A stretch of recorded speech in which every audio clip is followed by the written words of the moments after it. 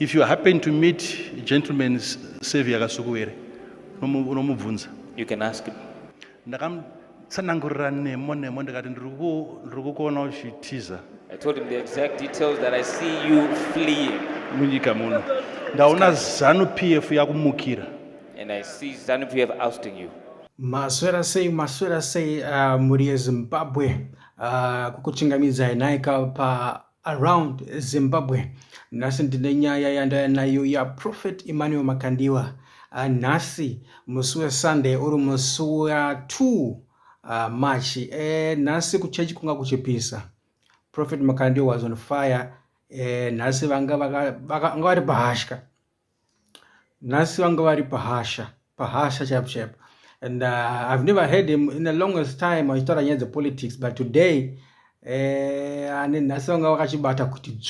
so without wasting much of your time, let us go through the video together, and hear what he said about the politics of Zimbabwe. He made a lot of comments about the presidents, about the prophecies that he did to Mugabe, and also the current status quo, and also what needs to be done to solve the issues that are bedeviling us in Zimbabwe at the moment. Saga, we're going to play a video, then we can go through together. Naika, right? If you happen to meet gentleman's savior Kasukuwere, unomubvunza. You can ask him.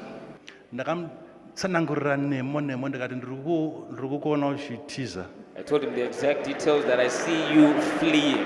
Munyika muno. Ndaona Zanu Pf yakumukira. And I see Zanu Pf ousting you. Kurambira kana uchitoziyana naye unomubvunza. You'll never deny that if you know him. Kuti when was that? How many years before? Anga akagara so pasofa.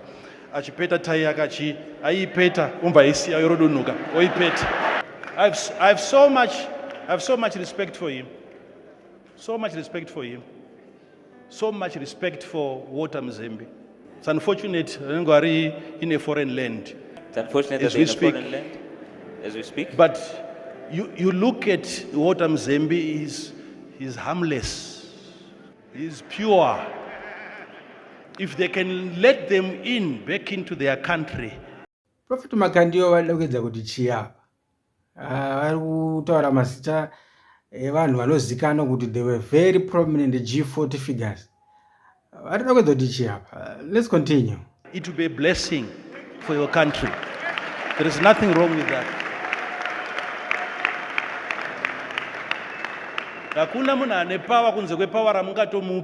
There's no one who has any power outside of the power you give him.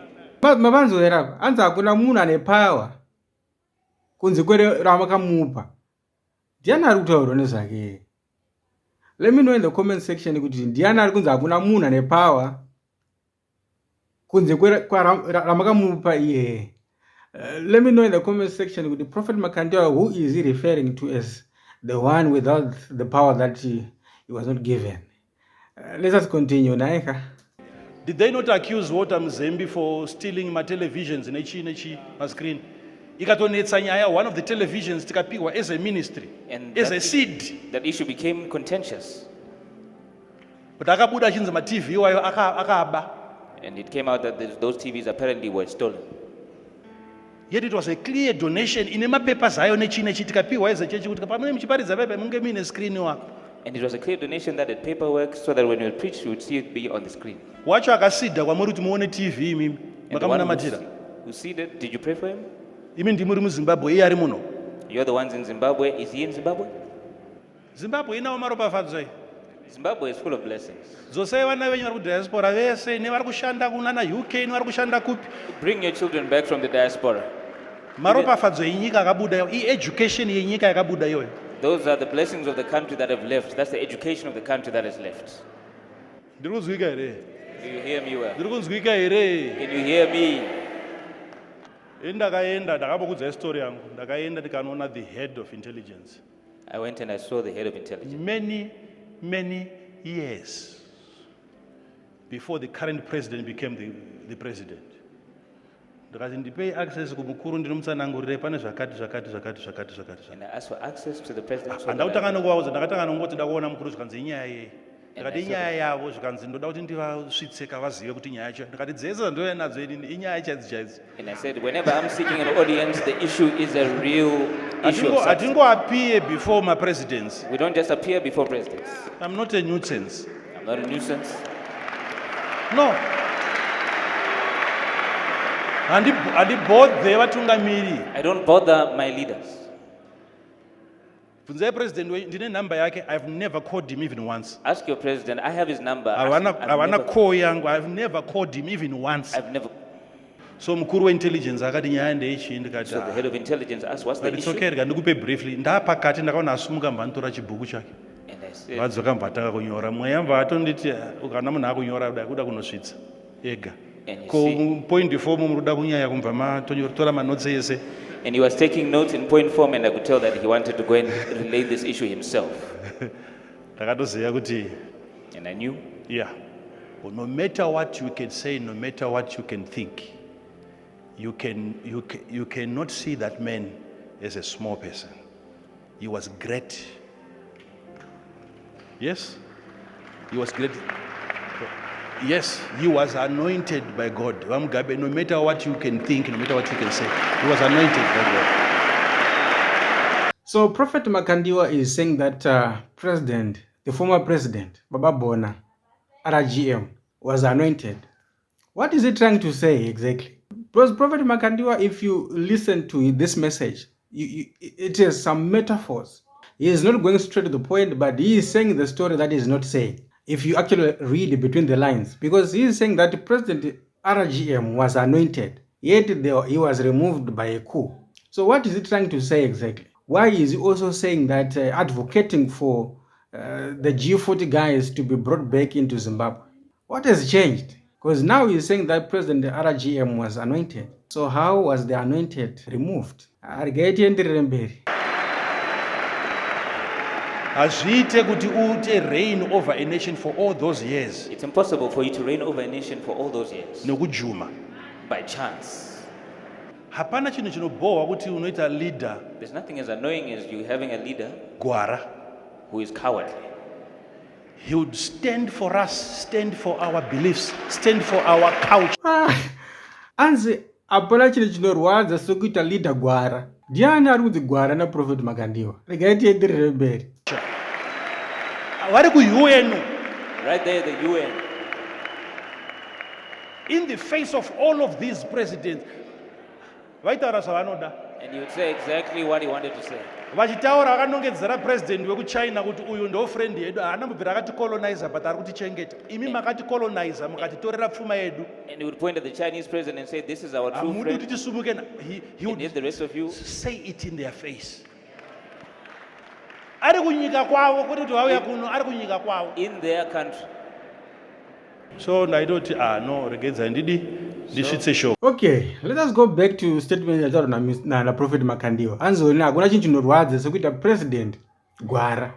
Then he went on to proceed kuti RGM, he was a man of integrity, aimirira vanhu, aimirira ma-values, achienda kuna UN achinotaura kuti no, you guys you must leave us alone. Saka ndiani mumwe asina mbvira aita izvozvo. Let me know in the comment section kuti Prophet Makandiwa, what exactly is he saying here? If you are actually fearful for me, then you don't know anything at all about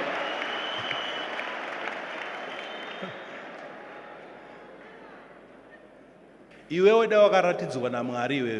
If it had been you who God had shown, uchiona camouflage yakagara pa ZBC news pa. You see men dressed in a camouflage seated at the ZBC.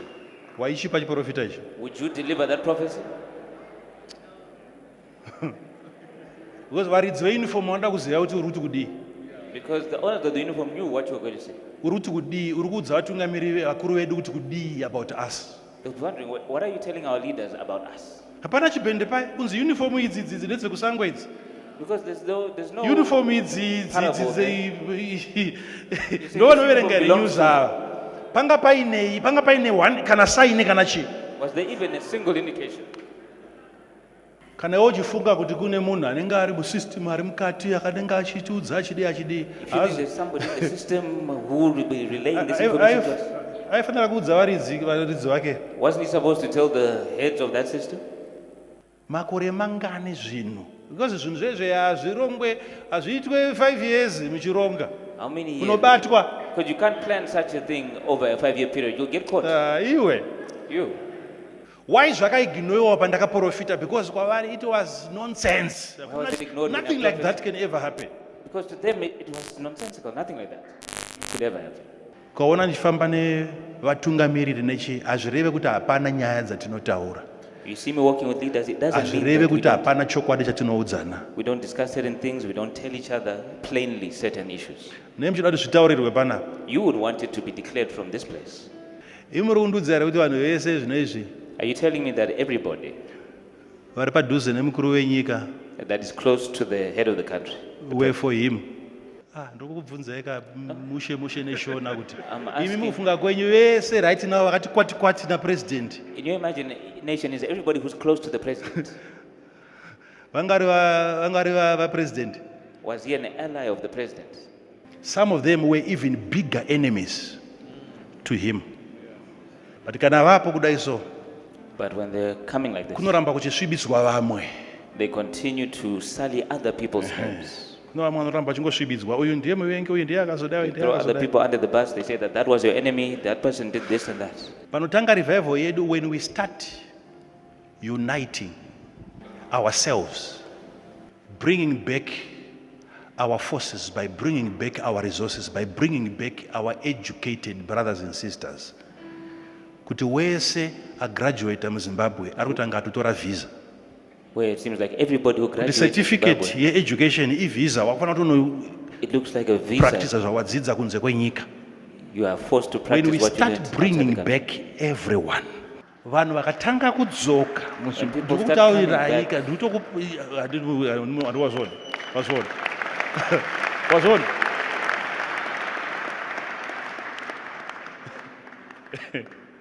we have people in exile who are not even enemies of this country, who are not, and we have enemies of this country who are in this country. Enemies. Enemies. Enemies, real enemies, enemies. Uchifunga kuti ndinoparidza zvepolitics, If you think that I preach about politics, uri right. you're right. Hapana zvandosiya. I don't know anything. Hapana zvandosiya. I don't know anything. Hapana. Hapana. I won't leave anything out. Because I know once I see something, ndikato kuti solution iyi ndiyo. And we say that this Chero is vanhu the correct vakatenderana solution. nekoko vakadiya kusvika mangosudzoka ipapo.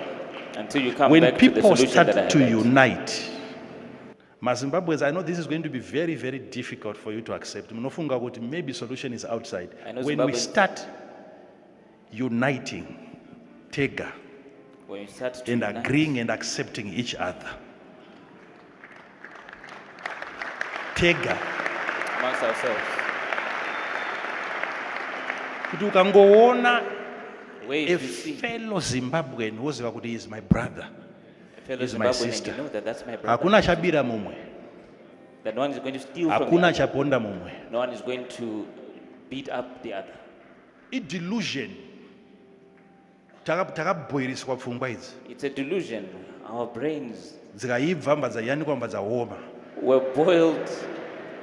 They became So once ripe, brain dzango biltong, and they were hung out to dry. apasisina, you cannot, because honestly, once your brain becomes ndiudze biltong, kuti ndiani politician angaite power which politician can become powerful? rekuti vanhu vanomukirana kudamburana zvigunwe kudai, vanhu vanodamburana maoko kumamisha uko To the extent that people can start chopping kuti off each other's uri fingers wepati yakati uyu achiti uri wepati yakati.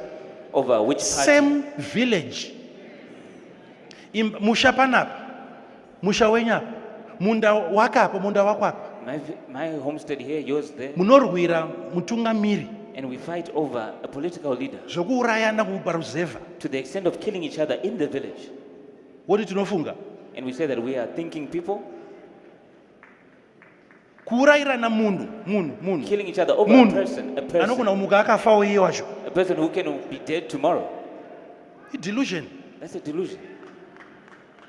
Hatifana kuvengana nokuda kwema-political parties. We should never hate each other over political parties.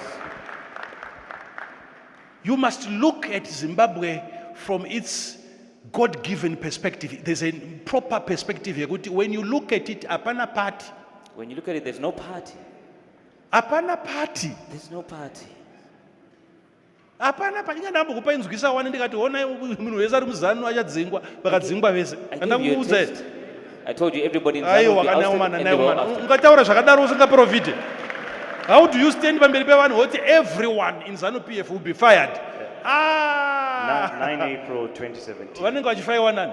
Who would be firing them? Yeah. Vanenge vachifayiwa nani? Who would fire them? Iwe zvifunge vanenge vachifayiwa nani kuti munhu wese ari muzanu Pf ari kufayiwa? When you think about it, who would be the one to fire them? Everyone in Zanu Pf is being fired. By who? Ukazonzwa ndakutaura zvinhu woti ondiisa muqueue yevanhu vari kucomment about politics ndibvise imomo. And then you hear me saying other things and you put me in the same queue of people commenting our politics. Please, take me out of that category. When we start looking at each other, neziso, with the eye reukama, of fellowship, tanzvadzi yangu iyi, that my sister, my brother, cannot struggle when I am there. Brother yangu iyi, that my brother haitambure ndiripo, cannot struggle whilst I am there. Azviite ini ndine mabasa ekuti chero dai kunzi ndatambura ndashaya chero ndikanzi ndikupiwa mari. I can never imagine myself beating my own mother. Nekuti vari kutengesa madomasi pamusika. Because she's selling tomatoes in the market. Handisi kuti harizi basa, ndiri I'm not saying it's not a kuti job. inini. I'm saying that I personally, Inini. Hakuna chinoitika pandiri kuti ndisvike pakurova mai andirove mai vangu hazviite. Nothing can ever happen to me that will cause me to beat up my own mother. Hazviite. That will never happen. Kana riro rega basa rasara ndino resign. If that's the only job remaining, then it's time for me to resign. I'll resign. Izvozvo. Ndofanira kufunga kuti mai vangu ava I have to think that my mother, vasirwa vazukuru vangani. how many grandkids is she looking after? Vana vari kuita misikanzwa kuvofa vosiya vana vese vari kunoungana pana gogo. People do a lot of mischief out there, then they die and they leave Saka their kids gogo for the ava grandmother. vakasatengesa So if she can't sell these, tumapepa